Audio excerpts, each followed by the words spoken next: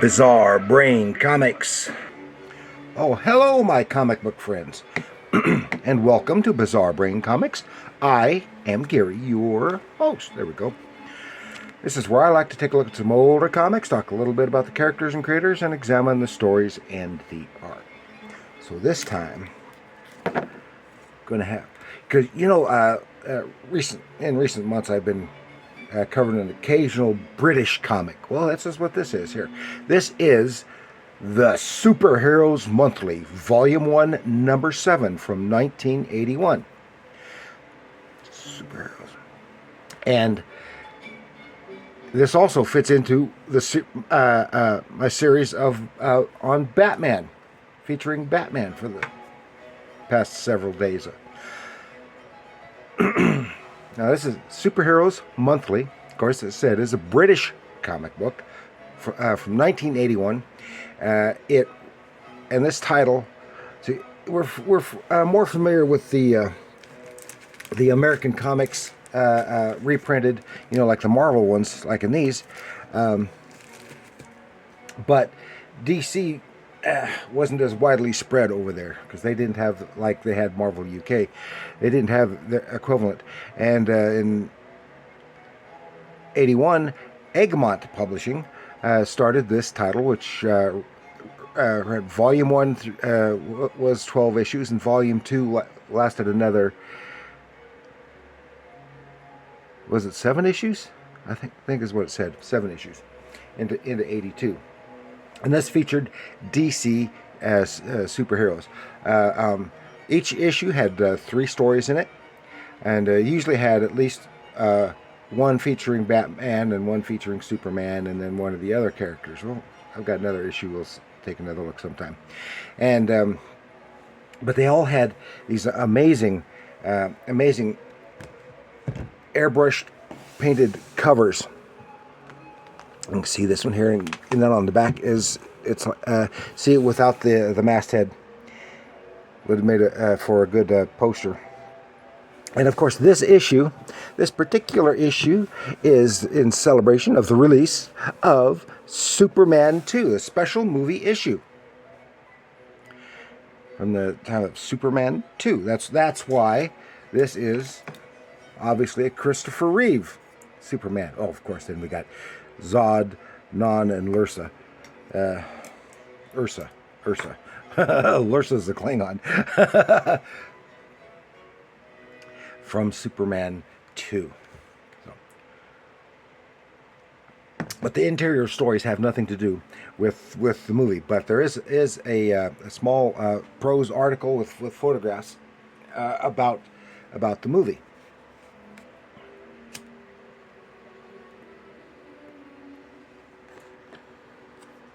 And like the Marvel UK books, these were featured all reprint material from over the decades of DC Comics, and they would, to avoid problems with continuing storylines, they were primarily one and done type stories. So they had a lot of older ones. And we'll take a brief look here. We'll go through one of the stories. This is Superman. I don't know what half of doesn't even have a title for the story. This is from 1942, and this is a story by Jerry Siegel and Joe Shuster, the creators of Superman. And like I said, this is 1942. It's copyrighted 1942. This was probably produced in 41, before the attack on Pearl Harbor, but published afterwards. And although I didn't find anything on that, that's just from the context. And there's a story about sabotage, and it's from sabotage and nearly coming to war with this imaginary Asian country, which is obviously a stand-in for Japan. And I won't go too much into the story. I'll just show you something. But it's cool to get to see the stuff by Siegel and Schuster, and it's about a ship that's being launched is going to be sabotaged. Supes finds out about it, sees it with his supervision. Prevents it, goes to see the Secretary of War. He knows about a lot of sabotage that's been going on. Have a suspect. He goes to go, of course, as the ambassador called it, the Napcan, Napcan, and it's obviously it stands in for Nippon. Even the names are very Japanese-esque. And Superman kind of foils some of that stuff. As Clark Kent, he writes a story and gets himself, which makes himself a target. Some of the spies come in, they snatch him from his bed, supposedly, and toss him over a cliff on a highway. Of course, it doesn't injure him because he's Superman. He takes after him, and he winds up foiling a whole bunch of the sabotage stuff and catching the spies, etc. So, here's the story we're going to look more closely at. This is what's so interesting is this. This is the mightiest team in the world from 1952. This is does it say a particular issue? It's the historic first tale of Superman and Batman. It doesn't say it's from World's Finest, but it doesn't say which issue. From 1952. Now, they've had issues of World's Finest for several years, but they were always Superman solo stories and Batman solo stories. And this is the first time they ever teamed up, and then they were always a team after that, as the world's mightiest team. And it starts with Batman. I don't know who the writer and artist were at this time, and it doesn't identify them. Batman and Robin in Gotham City. After a big sweep catching a lot of crooks, Commissioner Gordon tells Batman he ought to go take a vacation. Well, Bruce Wayne decides he's going to take a vacation, as leaving Dick Grayson at home with Alfred. They'll keep an eye on things. And meanwhile, then we see Superman finishing up a feat, and then he's going on vacation. It turns out they're both going on vacation, which is on a sea cruise, on the same ship, at the same time. And they are assigned to the same cabin. Now they're wondering how they're going to... But before the ship even pulls away from the dock, somebody is starting a fire on this tanker truck on the pier, and it's a big menace. And of course, Lois goes down trying to get the story, and she winds up getting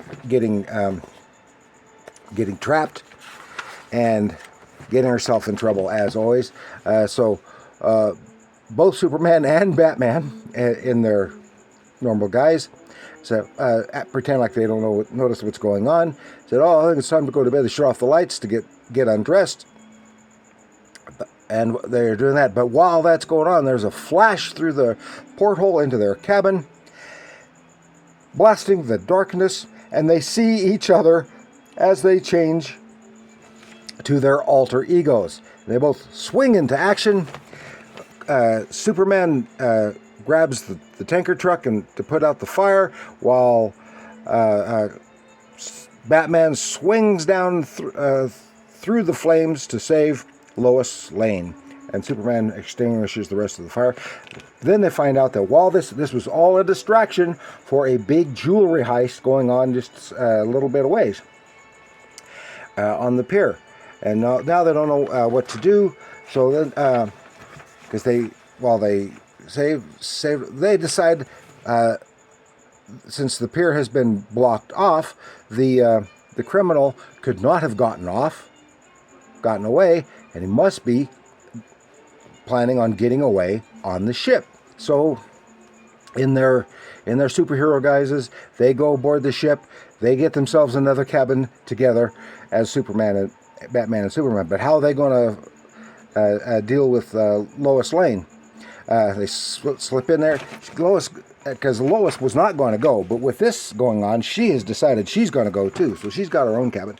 So they fake Clark Kent a severe case of seasickness, and with Wayne going to remain in the cabin to nurse him back to health, giving Bats and Supes free reign of the ship.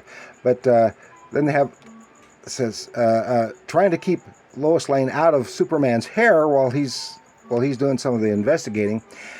He wants Batman to distract her. Lois overhears that, so she decides to make a play for Batman, trying to make him jealous. And they're talking about, so he moves the ship along to avoid some of the rough seas, and there's a storm coming up here. And while he's doing this, he's checking everything out with his X-ray vision. Spots one passenger with a gun hidden in his pocket, but he cannot spot the jewels anywhere. But they suspect him as being the bad guy. They confront him, speak with him, just a normal investigation questions and stuff. And so while Lois Lane is still trying to make Superman jealous by really coming on to Batman, she talks him into performing some of his acrobatic stunts and stuff for the ship's guests. And Superman decides he's going to help too. He flies off, gets some icebergs, and he's juggling icebergs for everyone. And she just feigns being unimpressed. And meanwhile they're keeping an eye on that guy with the gun. His name was Smilter. And he's and the ship is coming to a storm. And Smilter's got a helicopter coming to pick him up. He snatches Lois Lane as a hostage and then takes off in the helicopter. But the ship is, because it's been sabotaged, is helpless in this storm. So Superman has to right it and get it through the storm safely. But with the other hand, he tosses Batman at the helicopter, who catches on board, gets in, clunks the two bad guys, brings the chopper back. Lois is saved. The crooks are caught. Now, what's the deal with? But where are the jewels? Batman realizes where the jewels are because the guy with the gun did not try to shoot him when he had the chance.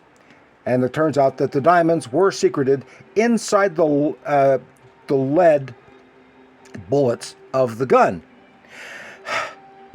Whew, that's exhausting.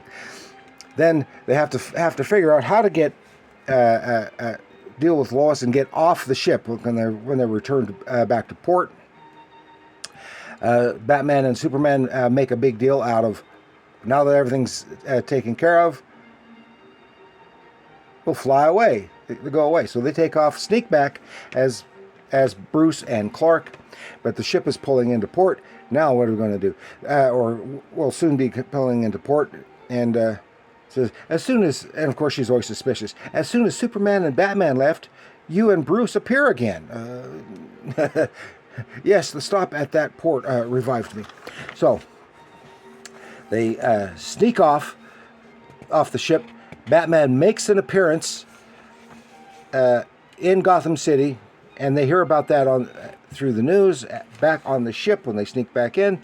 Then Bruce has a plan, so that Clark and Lois are coming off the brow at the pier when the ship has docked, and there is Superman greeting them, and it's Superman, Lois Lane, and Clark Kent.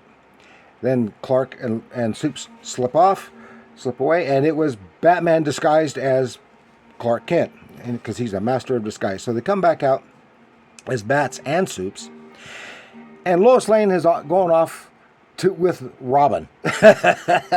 So that's the end of that story, and that's a fun little typical Silver Age type. Well, in this case, Golden Age type story. And then we have our article, photo article of stuff from Superman 2. Talking about the actors and the like.